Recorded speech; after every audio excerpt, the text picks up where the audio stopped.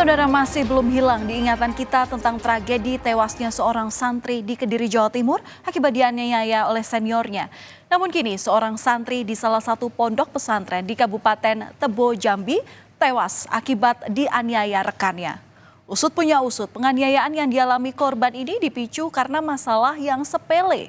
Kemudian bagaimana kasus tewasnya santri di Jambi ini dan apa sebenarnya masalah yang memicu penganiayaan yang berujung pada hilangnya nyawa seorang santri? Orang tua dari Airul Harahap, seorang santri di sebuah pesantren Raudatul Mujawidin di Tebo, Jambi, tak kuasa menahan kesedihannya. Sembari membawa foto sang anak, ibu korban terus meneteskan air mata. Ia mempertanyakan penyebab kematian sang anak yang terjadi secara mendadak pada 14 November 2023 lalu. Sang anak yang tengah menimba ilmu di pondok pesantren harus pulang dalam kondisi meninggal. Korban meninggal karena dianiaya oleh rekannya sendiri.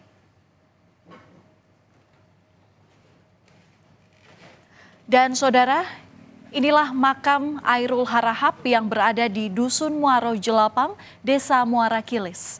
Hampir setiap waktu sang ayah mendatangi makam korban untuk berdoa. Ia masih tak menyangka sang anak telah meninggal akibat dianiaya saat menimba ilmu di pondok pesantren. Kerabat dan tetangga kerap datang ke rumah korban untuk memberikan ucapan duka cita. Penganiayaan yang menewaskan Airul Harahap ini terjadi di dalam pondok pesantren. Sebelumnya, korban ini terekam CCTV di lantai 1 dan masih dalam kondisi sehat. Korban kemudian naik ke lantai 3 gedung asrama pondok. Dan tak lama kemudian, korban ditemukan meninggal oleh rekannya. Korban ini dianiaya oleh dua seniornya yang berinisial R dan AB. Diketahui tidak ada CCTV yang merekam saat kejadian. Tewasnya korban ini menggegerkan seisi pondok pesantren. Awalnya korban ini ditemukan karena tersengat listrik. Pihak pondok pesantren sempat memberitahu orang tua korban kalau sang anak meninggal karena tersengat listrik. Namun polisi yang melakukan penyelidikan memeriksa 54 saksi termasuk pelaku R dan AB. Kepada polisi, pelaku memberikan keterangan yang berbelit-belit. Dan ternyata pelaku merekayasa kematian korban dengan memindah korban memegang kabel. Sehingga korban terkesan meninggal karena tersengat listrik. Setelah proses penyelidikan, dan penyelidikan yang kurang lebih berjalan hampir 4 bulan. Ya. Karena kejadiannya itu tanggal 14 November. 14 November 2023. Masih yang sudah kita periksa, kemarin sudah kami ambil dari rekan sekalian, berjumlah 50 orang, 54 orang.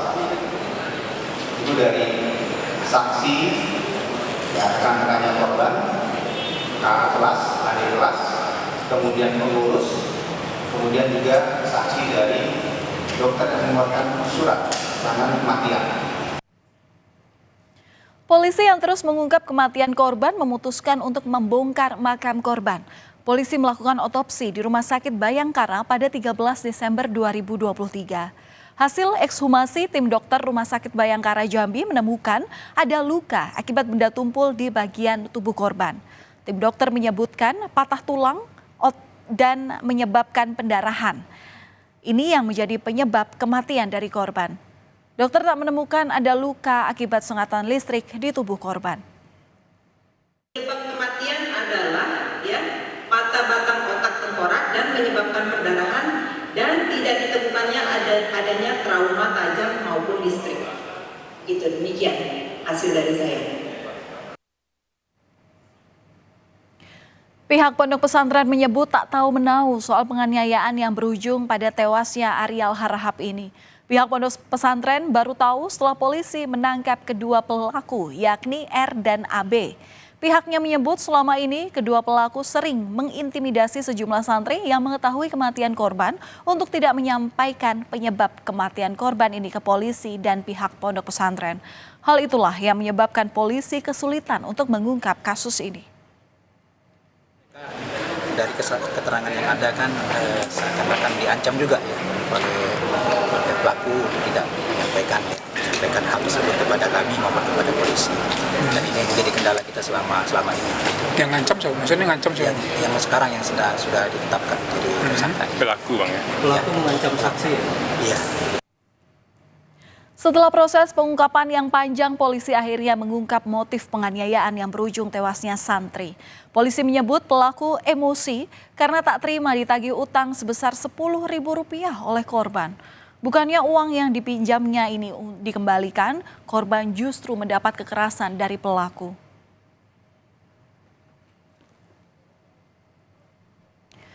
Kasus kematian santri akibat dianiaya seniornya ini juga menimpa Balkis Maulana di salah satu pondok pesantren di Kediri, Jawa Timur pada Februari 2024 lalu.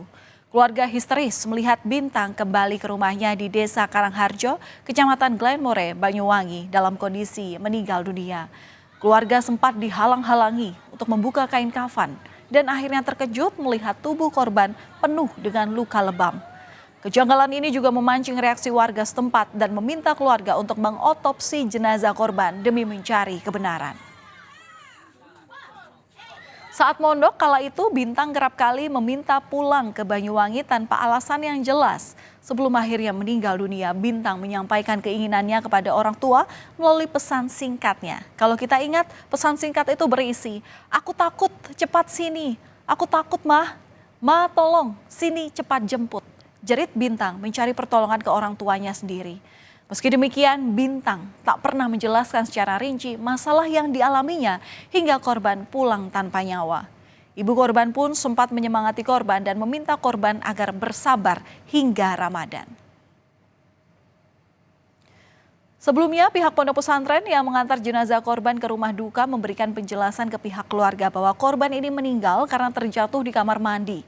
Kasus tewasnya Bintang Balkis Maulana ini mendapat perhatian khusus dari Kanwil Kemenak Jawa Timur. Kemenak menyebut bahwa ponpes tersebut ternyata belum berizin. Ini kita masih komunikasi terus dengan pihak terkait dengan kepolisian dan sebagainya. Yang jelas, lembaga pesantren tersebut masih belum berizin, ya. Dan kejadiannya itu di tempat itu. Kalau sanksi itu ya sanksi hukum bagi pelaku. Jadi kita nggak akan mentolerir pada siapapun yang melakukan kekerasan. Kita dukung proses hukumnya. Siapapun yang salah. Saudara, butuh waktu 4 bulan setidaknya bagi polisi untuk mengungkap kasus tewasnya santri ini. Kasus ini pun menyita banyak perhatian termasuk dari pemerintah Provinsi Jambi. Pemerintah Provinsi Jambi akan melakukan evaluasi terhadap pondok pesantren Raudatul Mujawahidin, tempat Ariel Harahap tewas akibat dianiaya oleh seniornya. Para pelaku kini harus merasakan dinginnya jeruji besi akibat perbuatannya sendiri.